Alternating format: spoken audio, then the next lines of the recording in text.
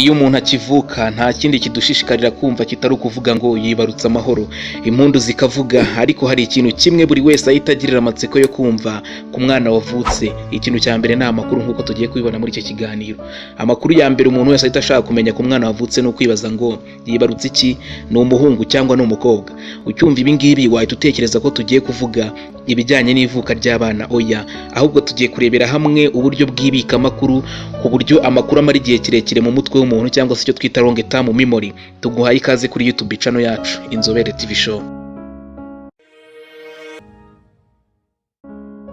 Iyo umuntu acyumva umuntu avuze flash disk, memory card, external disk, computer, Gmail, smartphone, iPod, iPad, iPhone ndetse na social media zitandukanye, ibi byose ni ibidufasha kubika amakuru mu buryo bw'ikoranabuhanga rigezweho, cyangwa se ibyo twita digital version. Dukurikije uburyo kubika amakuru byagiye bifata indi ntera, aho amakuru akorwa mu gihe kingana n'amasaha 28 aruta kure cyane amakuru yakorwaga na basogokuruza bacu mu gihe kingana n'imyaka magana. Mbese ubu buryo twakubwiye haruguru bujyanye na flash disk, memory card, external disk, computers, Gmail, smartphone, iPod na iPad ndetse na iPhone, twongeyeho na social media zitandukanye harimo nka WhatsApp, Facebook, Instagram n'izindi. Ubu buryo butaraza utekereza ko byagendaga gute kugira ngo amakuru abikwe kandi amara igihe kirekire cyane? Uko byagendaga njyewe nawe turabizi, n'ubundi habagaho kubika amakuru bijyanye no kubitsa amakuru, ibisekuruza uko byagendaga bikurikirana. Hakabaho gufata igisigo mu mutwe, umubyeyi akagiha umwana wakazakura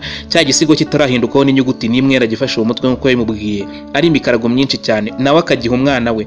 Bigakomeza gutyo, imyaka ikagenda ishira n'indi gataha, amakuru akagenda abikwa muri ubwo buryo. Ni nako n'ubundi amabanga y'ibwami cyangwa se ku ngoma yabikwaga n'abiru, abiru bakagenda bayahereza abandi biru, bakagenda bayafata mu mutwe nta hantu banditse na hamwe. Kubera gufata mu mutwe gusa, amakuru akagenda akomeza kubikwa muri ubwo buryo. Mbese utekereza ko hari ubundi buryo buzaza busimbura ubu ngubu dukoresha bwo kubika amakuru ku mbuga nkoranyambaga ndetse n'ibikoresho by'ikoranabuhanga rijyanye na digital version? Kuvuga ngo turi muri digital buri muntu wese ahita byumva. Ni uburyo bw'ikoranabuhanga riteye imbere, ridatuma umutwe wa muntu uvunika mu bijyanye no kuvunwa no gufata mu mutwe amakuru atandukanye. Uwavuga yego ntago yaba yibeshye. Ukurikije uburyo basogokuruza bacu babikaga amakuru mu mitwe yabo, nta hantu banditse na hamwe, imyaka igashira indi gataha, ibisekuru bigashira n'ibindi bigashira, wahita utekereza neza ko n'ubundi umutwe wa muntu ufite uburyo bwo kubika amakuru buhambaye cyane, cyangwa se ibyo mu ndimi z'amahanga twita memory status. Mbese muribuka ahantu twahereye twibaza tuvuga ko ikintu cya mbere ari amakuru? Yego nibyo, ikintu cya mbere ni amakuru. Amakuru ufite ni uko wowe uriho uhumeka, uri muzima.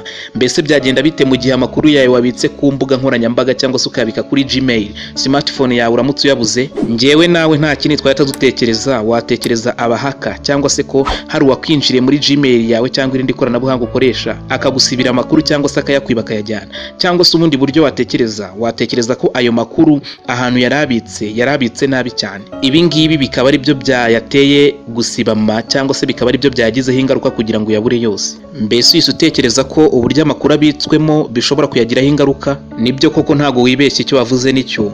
Amakuru uburyo abitsemo nibwo butuma aramba. Urugero, kubera ukuntu Google ibitsa amakuru, byazagiraho umwana uzavuka akamenya icyo sekuru yasize yanditse, nubwo baba bataraganiye. Icyo yasize yanditse kuri Google cyangwa se ku zindi mbuga nkoranyambaga zitandukanye. Nk'uko utapfa kubona umuntu ujyana bande kwaka indirimbo ku bantu bazicuruza kugira ngo aze kuzumva muri kasete, ni nako utapfa kubona umuntu ufata umutwe akawubitsa amakuru menshi cyane adakoresheje mudasobwa, cyangwa ngo akoreshe gahunda za mudasobwa nyinshi cyane benshi batunze muri telefoni zabo za smartphone. Ubundi iyo umwana akivuka, amakuru amenya akubiye mu buryo bw'imbusane. Ahita amenya amakuru bitewe n'aho avuye ndetse n'aho ageze binyuze mu buryo bujyanye n'ubushyuhe. Abahanga mu bijyanye n'ubumenyamuntu bavuga ko uko umwana agenda kuratozwa n'abamurera, ibyo ngibyo bishobora kugira ingaruka mu bijyanye no gufata mu mutwe kwe ahazaza. Ubundi umutwe wa muntu ugira ibice bibiri byo gufata amakuru nk'uko twabibonye mu biganiro byabanje, ari byo Longterm memory ndetse na short-term memory. Uyu munsi turi kurebera hamwe uko amakuru abikwa muri Longterm memory, aho amara igihe kirekire mu mutwe w'umuntu. Uko bigenda byose urakomeza kugenda ubisobanukirwa neza nukomeza gukurikirana iki kiganiro.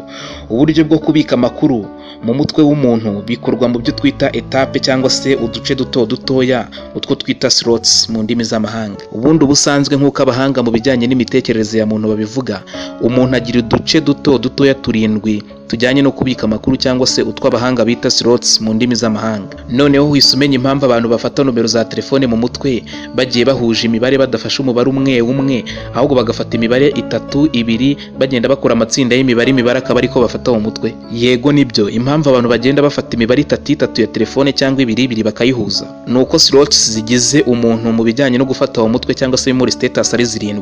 Ntago bipfa koroha kugira ngo umuntu afate nomero za telefone umubare umwe kugeza ku mibare 10 kuko slots z'umuntu ari 7, ahubwo uyu musaba ko afata imibare 3 akayihuza ndetse agafata 2 kugira ngo bize guhura na slots 7 cyangwa se bijye munsi yaho. Aho ngaho akaba ari byo bimworohera gufata mu mutwe. Ugasanga umuntu ahise avuga ngo 078 42 56 agakomeza, cyangwa se agahita avuga ngo 078 akagenda afata imibare yikombe. Ntago bipfa koroha kubona umuntu uvuga ngo 078 kugeza arangije nomero za telefone zose.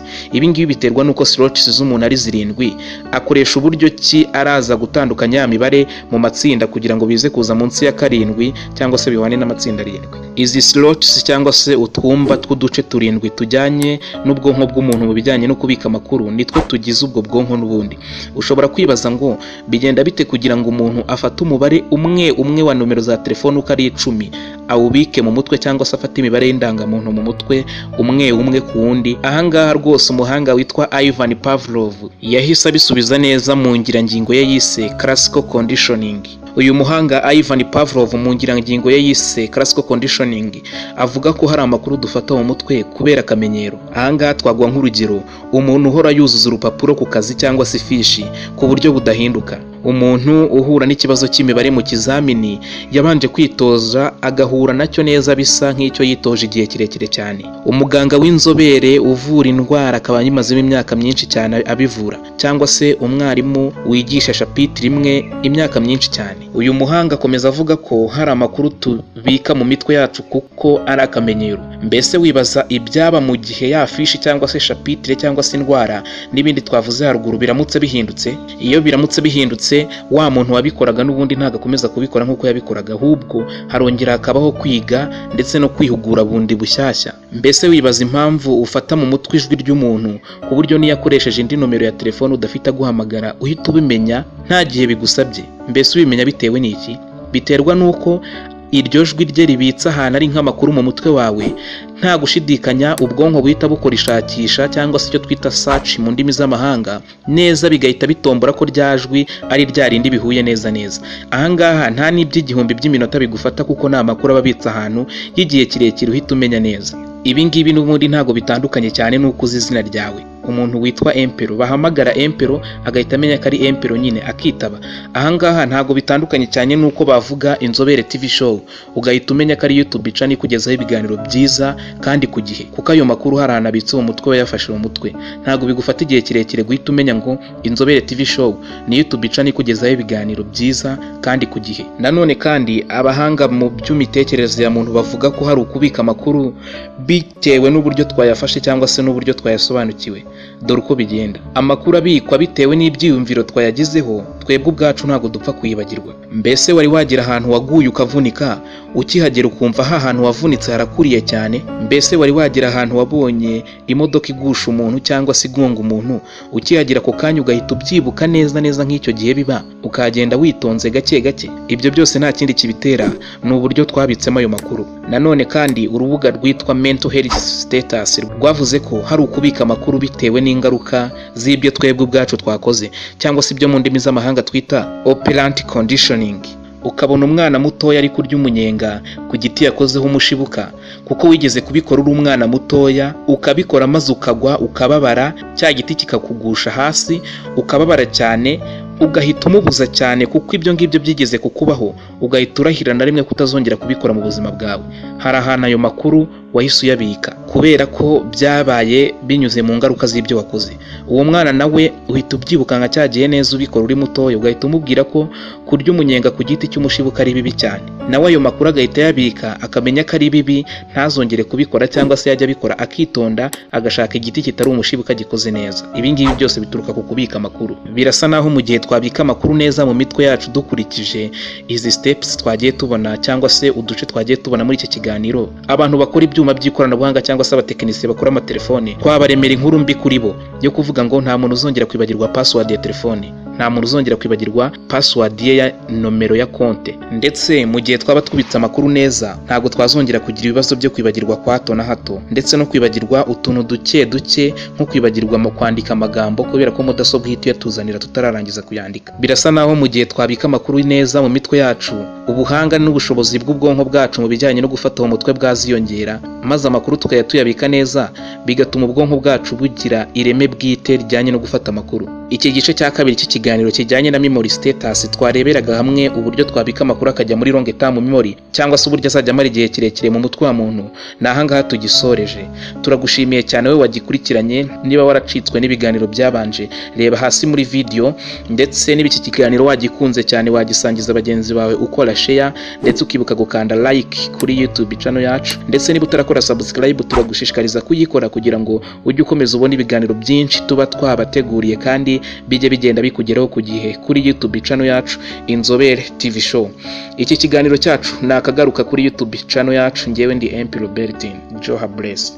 Kurikirana Inzobere TV show kuri YouTube channel ubashe kuzajya ukurikirana byinshi byiza tuzajya tukugezaho ku gihe. Ikoranabuhanga, uburezi, ubuzima, amateka, ibigwi n'ibyegeranyo ku bantu mwakunze kandi mukunda muri benshi, ndetse n'imyidagaduro. Kora subscribe bizajya bikugeraho ku gihe kandi vuba. Inzobere TV show, feel you like hope and knowledge.